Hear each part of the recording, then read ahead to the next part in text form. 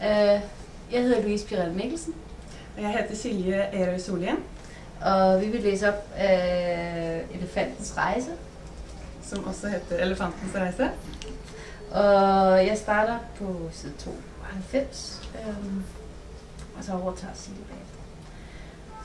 Subro er ikke så sikker på at have nogen gavn af den beroligende ordsprog. De basker, der ser ham passere siden i 3 meters højde, klædt i den nye farvestrålende dragt, han har taget på.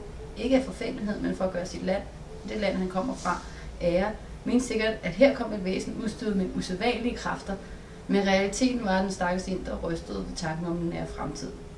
Han regner med, at hans stilling er nogenlunde sikret, indtil han når til Valladolid, og at han vil blive betalt for sit arbejde, selvom det ikke virker som noget særligt at rejse på ryggen af en elefant. Men det siges kunne det være af dem, der aldrig har prøvet at få den til at gå for eksempel til højre, når den vil til venstre. Men herefter vil skyerne begynde at trække sammen. Og første færd havde det været hans opgave at ledsage Salomon til Wien, af den indlysende grund, at en elefant har sin personlige mahut, og hvor den ene er, der er den anden også. Men ingen har utryggeligt sagt det til ham. Jo til Valladolid, men ikke andet. Det er derfor naturligt, at Subros fantasier kredser om det værst tænkelige af alle situationer. Nemlig at han, når han ankommer til Valladolid, vil opdage, at der står en anden mahut og venter på at fortsætte rejsen til Wien for at leve i sus og dus ved ærkehertug Maximilians hof.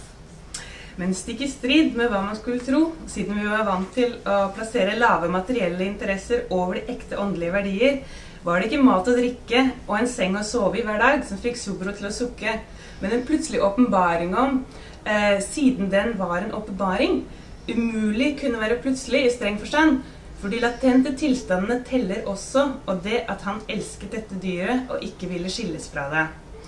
Ja, men hvis det var i Valladolid, var en annen dyrepasser som ventet på å overta ansvaret, ville hjertets grunner for Subros del ikke veie noe i erkehertugens upartiske vektskål. Det var da Subro, der han satt og vugget i takt med elefantens skritt, sa høyt, høyt der oppe, hvor ingen kunne høre det: «Jeg må ha noen alvorsord med deg, Solomo.» Heldigvis var det ingen andre til stede, for de ville ha tenkt at kornhaken var gal, og at karavanens sikkerhet derfor var i stor fare. Så fra da av tok Subros drømmer en annen retning. Som i et tilfelle av ubesvart kjærlighet av det slaget som alle mennesker det ikke er godt å forstå hvorfor, bestemmer seg for å trosse, flyktet Subro med elefanten over sletter, høyder og fjell, red langs sjøer, krysset elver og skoger, lurte de kyrasserne som hadde tatt opp forfølgelsen, som ikke hadde stor nytte av at fuksene deres kunne galoppere av sted, for en elefant er når den har lyst også i stand til å sette i en liten galopp. Den natten var det at Subro, som aldri så langt bort fra Solomo, listet seg bort til ham, forsiktig så han ikke vekket ham, og begynte å snakke inn i øret hans. Han tømte ordene inn i øret på ham som en uforståelig mumling som like gjerne kunne vært hindi som bengali, eller et språk som bare de to forstod, oppstått og utformet i disse årenes ensomhet.